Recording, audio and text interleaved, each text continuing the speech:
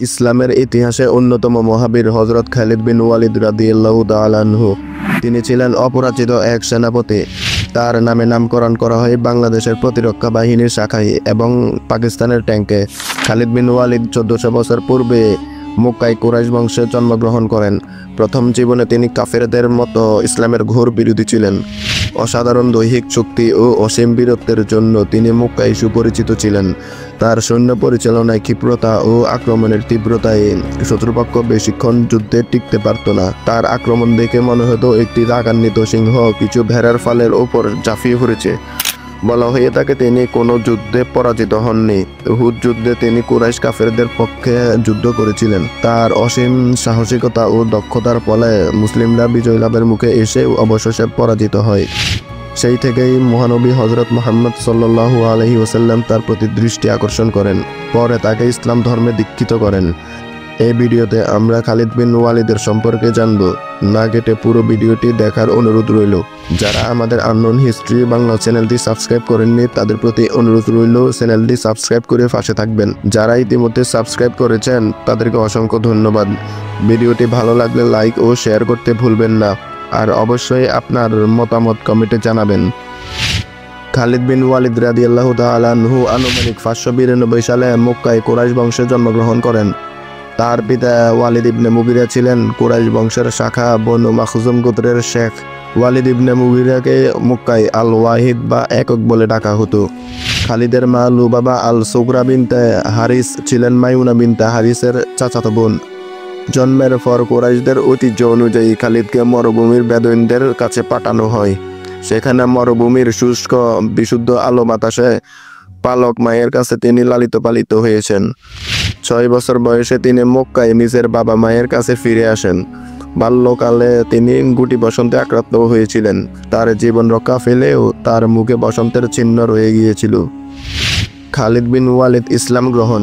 628 সালে হুদাইবিয়ার সন্ধির ফলে মুসলিম ও মক্কার কুরাইশদের মধ্যে 10 বছরের শান্তির চুক্তি হয়। এই সময় মহানবী হযরত মুহাম্মদ সাল্লাল্লাহু আলাইহি সাল্লাম এর আদর্শ ও মুসলিমদের সদাচরণে খালিদ বিন ওয়ালিদ ইসলামের প্রতি আকৃষ্ট হন। তখন খালিদ বিন ওয়ালিদ ইসলাম গ্রহণ করার সিদ্ধান্ত নেন। যদিও এই সিদ্ধান্তে আবু সুফিয়ান ও আবু জাহেলের পুত্র ইকরিমা বাধা হয়ে দাঁড়ায়, তবে এই বাধা খালিদ বিন ওয়ালিদকে আটকায় রাখতে পারেনি। খালিদ বিন ওয়ালিদ তার ইচ্ছামতো ইসলাম গ্রহণ করার স্বাধীনতা ছিল। তিনি 629 সালের মে মাসে মক্কা থেকে মদিনার দিকে রওনা হন। পথে আমর ইবনুল আসের সাথে দেখা হয়। আমর ইবনুল আসও ইসলাম গ্রহণের জন্য মদিনায় যাচ্ছিলেন। তারা একসঙ্গে মদিনায় পৌঁছে হযরত মুহাম্মদ সাল্লাল্লাহু আলাইহি সাল্লামের নিকট এসে ইসলাম গ্রহণ করেন। পরবর্তীতে তাবুক যুদ্ধ শুরু হলে সেই যুদ্ধে হযরত মুহাম্মদ সাল্লাল্লাহু আলাইহি সাল্লাম খালিদ বিন ওয়ালিদকে সিফাহ সালার মনোনীত করেন। এই যুদ্ধের প্রথম পর্যায়ে মুসলিমরা ভীষণ প্রতিকূল অবস্থার সম্মুখীন হয়। শেষ পর্যন্ত খালিদ বিন ওয়ালিদের বুদ্ধিমত্তা ও অসীম বীরত্বে মুসলিমরা বিজয় লাভ করে। এই অসীম বীরত্বের জন্য মুহাম্মদ সাল্লাল্লাহু আলাইহি সাল্লাম খালিদ বিন ওয়ালিদকে সাইফুল্লাহ উপাধি দেন, যার অর্থ আল্লাহর তলোয়ার। আল্লাহর তলোয়ার উপাধি পেয়ে তিনি বিনা রক্তপাতে হারিস গোত্রকে ইসলাম ধর্মে দীক্ষিত করেন। হযরত মুহাম্মদ সাল্লাল্লাহু আলাইহি সাল্লামের সময় তিনি আরও কয়েকটি ছোট ছোট যুদ্ধ করে সাফল্য অর্জন করেন। মক্কার কুরাইশ কাফেররা সমৃদ্ধি ও কল্যাণের আশায় উজ্জা নামক মূর্তিকে পূজা করত। মক্কা বিজয়ের পর মুহাম্মদ সাল্লাল্লাহু আলাইহি সাল্লাম এর নির্দেশে খালিদ বিন ওয়ালিদ উজ্জার মূর্তি ধ্বংস করেন। তখন খালিদ বিন ওয়ালিদ বলেন, হে উজ্জা, তুমি অপবিত্র, আমরা তোমাকে প্রত্যাখ্যান করলাম। আমি জানি আল্লাহ তোমাকে অপমান করেছেন। এই বলে তিনি মূর্তিটিকে ধ্বংস করে দেন। বিভিন্ন যুদ্ধে খালিদের অবদান। ইসলামের প্রথম খলিফা হযরত আবু বকর রাদিয়াল্লাহু তাআলা আনহু এর নির্দেশে 633 সালে খালিদ বিন ওয়ালিদ ভণ্ড নবী মুসাইলিয়াকে যুদ্ধে হত্যা করেন এবং মুসাইলিয়ার অনুসারীদের বশ্যতা স্বীকারে বাধ্য করান। 634 সালে মুসলিম বাহিনীর সাথে বাইজেন্টাইন বাহিনীর যুদ্ধ শুরু হয়। খালিদ বিন ওয়ালিদের নেতৃত্বে যুদ্ধ অভিযানে যায় কিছু সংখ্যক মুসলিম বাহিনী। একই সময়ে আমর ইবনে আসের নেতৃত্বে আরও একটি মুসলিম বাহিনী ফিলিস্তিনের মধ্য দিয়ে তার সঙ্গে এসে মিলিত হয়। এই মিলিত বাহিনীর সাহায্যে খালিদ বিন ওয়ালিদ রাদিয়াল্লাহু তাআলা আনহু 634 সালে আজনাদাইন নামক স্থানে অনুষ্ঠিত যুদ্ধে বাইজেন্টাইন সম্রাট হিরাক্লিয়াসের বাহিনীকে পরাজিত করেন। অতঃপর 635 খ্রিস্টাব্দে খালিদ রাদিয়াল্লাহু তাআলা আনহু সিরিয়ার দামেস্ক দখল করেন। এরপর অন্যান্য সিরীয় শহর দ্রুত তার পদানত করেন। 636 খ্রিস্টাব্দে ইয়ারমুকের যুদ্ধে তিনি বাইজেন্টাইন বাহিনীকে সম্পূর্ণ বিধ্বস্ত করেন। বিজয় হওয়া অঞ্চলের বৃহত্তর অংশের শাসনকর্তা হিসেবে খালিদ বিন ওয়ালিদকে নিযুক্ত করা হয়। 60 হিজরিতে তার মৃত্যু পর্যন্ত তিনি ওই পদে অধিষ্ঠিত ছিলেন। বলা হয়ে থাকে তার জীবদ্দশায় যে যুদ্ধে তিনি অংশগ্রহণ করেছেন সে যুদ্ধে বিজয় লাভ করেন। খালিদ বিন ওয়ালিদ রাদিয়াল্লাহু তাআলা আনহু এর ইন্তেকাল।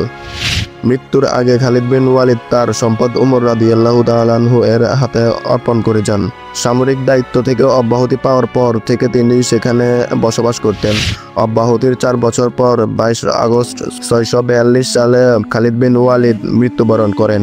তিনি যুদ্ধ করে যুদ্ধে শহীদ হয়ে শহীদি মর্যাদা পেতে চেয়েছিলেন। ইন্তেকালের আগে তিনি বেদনা নিয়ে বলেন, আমি শাহাদাতের ইচ্ছা নিয়ে এত বেশি যুদ্ধে লড়াই করেছি যে আমার শরীরের সব জায়গায় ক্ষতচিহ্ন আছে, অথচ আমি শহীদ হতে পারিনি। আমি এখানে বিছানায় পড়ে একটি বৃদ্ধ উটের মতো মারা যাচ্ছি। এই কথা শুনে তার স্ত্রী বলেন, আপনাকে সাইফুল্লাহ তথা আল্লাহর তলোয়ার উপাধি দেওয়া হয়েছে। আল্লাহর তলোয়ার তো ভাঙতে পারে না, আর তাই আপনি শহীদ হিসাবে নয় বরং বিজয়ী হিসেবে মৃত্যুবরণ করবেন ইনশাআল্লাহ। পরবর্তীতে ইন্তেকাল করলে খালিদ বিন ওয়ালিদকে এমএসআই দাফন করা হয়। তার নেতৃত্বে বিজয় হওয়া ছোট যুদ্ধ ব্যতীত 50টি যুদ্ধের নাম তার কবর ফলকে উল্লেখ করা আছে।